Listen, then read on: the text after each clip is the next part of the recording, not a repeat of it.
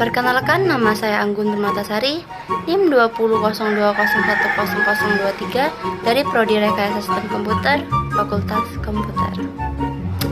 Oke, kali ini saya akan membahas tentang sejarah komputer. Sebelum ke pembahasannya, teman-teman tahu nggak sih apa itu komputer? Nah, istilah komputer mempunyai arti yang luas dan berbeda untuk orang yang berbeda. Istilah komputer diambil dari bahasa Latin computer yang berarti menghitung, itu komputer. Ada beberapa pendapat tentang komputer sebagai berikut. Menurut Robert Habermas, komputer adalah suatu alat elektronik yang mampu melakukan tugas-tugas seperti menerima input, mengolah input, menyimpan perintah dan hasil pengolahan, serta menyediakan output dalam bentuk informasi. Dan menurut Donald H. Sanders, komputer adalah sistem elektronik untuk memanipulasi data yang cepat dan tepat, yang dirancang dan diorganisasikan supaya secara otomatis menerima dan menyimpan data input, dan mengolah data tersebut untuk menghasilkan output, serta bekerja berdasarkan langkah-langkah instruksi program yang tersimpan di memori, atau bisa disebut dengan storage program. Dan kesimpulannya adalah, komputer adalah alat elektronik yang dapat menerima input data, memberikan informasi, dan menggunakan suatu program yang tersimpan di memori komputer atau storage program. Dapat menyimpan program dan pengolahan serta bekerja secara otomatis. Nah, sekarang kita masuk ke sejarah komputer. Nah, komputer generasi pertama dibuat pada tahun 1946 dengan menggunakan tabung vakum sebagai komponen dasar. Teman-teman, tahu nggak sih apa itu tabung vakum? Tabung vakum adalah material yang tidak efisien karena menghasilkan panas yang berlebihan dan juga menghasilkan daya listrik yang besar untuk dapat bekerja.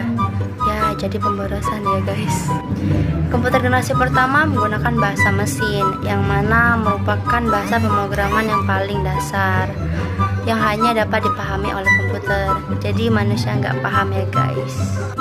Komputer generasi ini memiliki kemampuan yang terbatas untuk memecahkan suatu masalah dalam satu waktu. Output yang dihasilkan adalah sebuah printout. Meski dengan fungsi yang sangat terbatas, namun biaya pembuatan komputer generasi ini terbilang fantastis, yaitu hanya sekitar $1 juta. Wow. Sekarang komputer yang generasi kedua, yang dibuat pada tahun 1959 sampai 1965, yang biasa disebut sebagai transistor. Teknologi transistor menjadi awal kemunculan komputer generasi kedua yang menggantikan peran dari tabung vakum pada komputer generasi pertama. Perkembangan transistor melambangkan peningkatan teknologi di masa itu. Bahasa mesin yang dulunya digunakan kini digantikan dengan bahasa assembly atau yang biasa juga disebut sebagai bahasa simbolik. Hal ini berarti programmer dapat memberikan instruksi dengan kata-kata. Di saat yang sama, bahasa pemrograman tingkat tinggi juga sedang dikembangkan, seperti Common Business Oriented Language atau CBO. Lanjut, komputer generasi ketiga yang dibuat pada tahun 1965 sampai 1971, yang biasa disebut dengan sirkuit terintegrasi.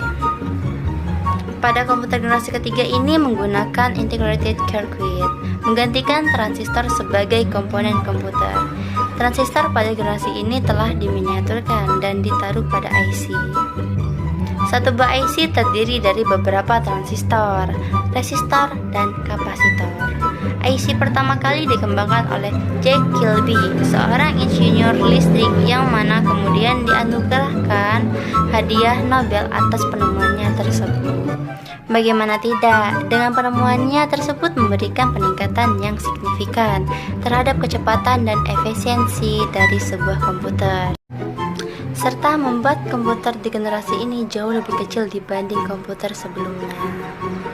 Komputer di generasi ini menjadi komputer pertama yang mana penggunanya mampu berintegrasi dengan menggunakan keyboard dan monitor dengan interface sistem operasi, sebuah kemajuan bila dibandingkan dengan kertas berlubang.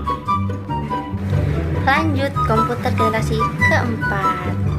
Komputer generasi keempat yang dibuat pada tahun 1971 sampai dengan sekarang, yang bisa disebut dengan mikroprosesor. Ini adalah generasi di mana Anda berada sekarang. Komputer yang Anda lihat di sekeliling Anda merupakan komputer dari generasi keempat, yaitu mikroprosesor. Dan yang terakhir, komputer generasi kelima, yang sekarang lagi dibuat untuk masa depan nanti. Bisa disebut juga dengan kecerdasan buatan. Komputer generasi ini memiliki teknologi berdasarkan kecerdasan buatan, dan hal ini masih dalam tahap pengembangan. Tujuan dari pengembangan komputer generasi kelima ini adalah menghasilkan sebuah komputer yang mampu merespon dengan input bahasa yang kita ucapkan dan memiliki kemampuan untuk mempelajari lingkungan sekitar dan menyesuaikan diri sendiri.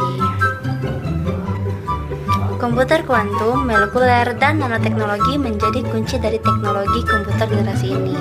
Jadi, boleh dikatakan bahwa komputer generasi ini akan memiliki kecerdasan layaknya kecerdasan pada manusia. Thanks for watching. Bye-bye.